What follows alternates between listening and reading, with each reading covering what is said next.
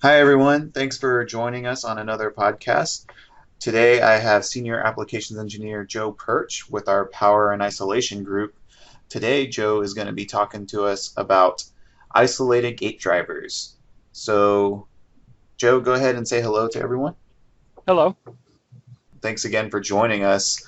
Let's start off by talking about what exactly a gate driver is and when to use one. Okay. Well, as the name kind of implies, the gate refers to the input of a field effect transistor or FET. So these are used whenever your application requires a FET or field effect transistor in the application. Okay, cool.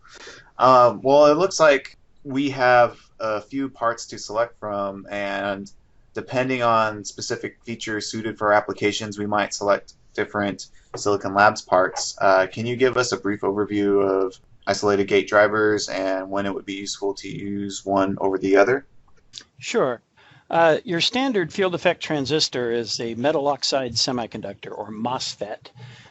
For those kinds of transistors, you want to use our basic 823X family of drivers.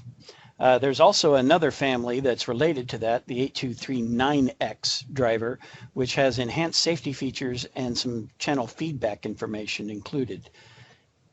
For other types of field effect transistors, such as gallium nitride or GaN and silicon carbide, they require or are meant to drive extremely fast switching times.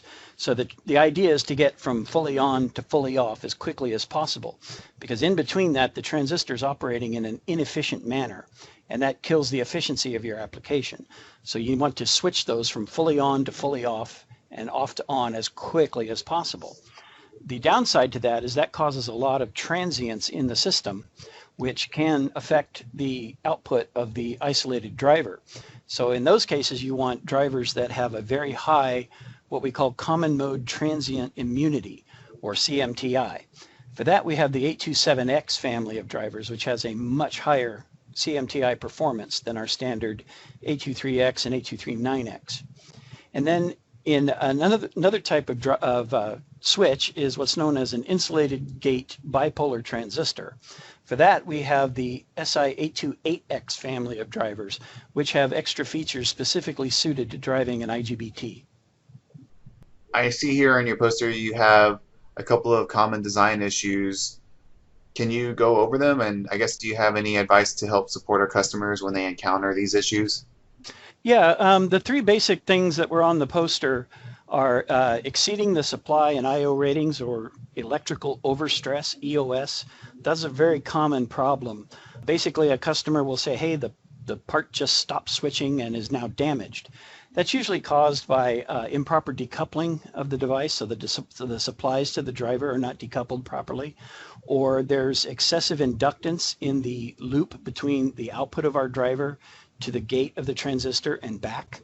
That causes extra inductance, which can cause the output to ring excessively, which drives our output either above the supply rail or below the ground level. That can damage our part. One of the ways the really correct way to fix that is using proper layout techniques. However, customers often contact us after the fact and say, hey, this is ringing, or we're seeing this damage, what can we do? Some things you can do are you can put voltage clamps on between the output and the supply rails. So that way, if the output swings above or below ground, you've got these clamping diodes that can prevent that from going too far above or below and preventing damage. Another common one is the common mode transient immunity issue. As technology advances, the transistors are getting faster and faster, and that causes these faster and faster transients across the isolation barrier, and that can corrupt data and cause a lot of problems. The only solution there is to use products that have higher and higher transient immunity, or slow down your switching speeds, which gives you an efficiency hit. So the best thing to do there is to just get a product that can handle higher transient immunity.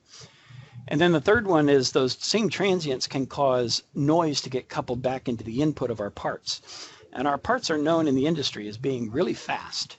They can respond to a very short pulse compared to our competitors.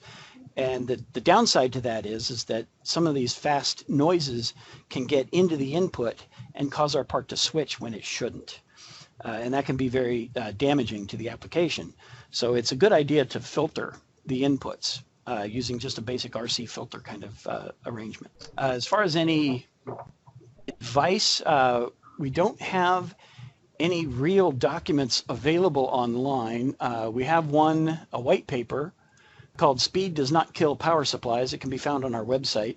It talks about fast switching frequencies and the GaN and silicon carbide technologies and what you can do to mitigate some of that. There is an app note. Now, this doesn't really talk about protection, but it does talk about a portion of an application that comes up a lot, and that is using a high-side bootstrap design.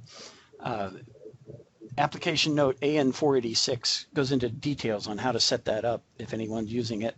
It's a very common practice in this industry. We will be coming out with a white paper or an application note that specifically addresses how to protect your driver to protect it from the EOS that I mentioned earlier. So look forward to that coming out on our website. We definitely will look forward to that. And I think that's all the time we have today, but I want to thank you again for taking the time to chat with us today, Joe. No problem. All right, you have a good one. All right, thanks. You too.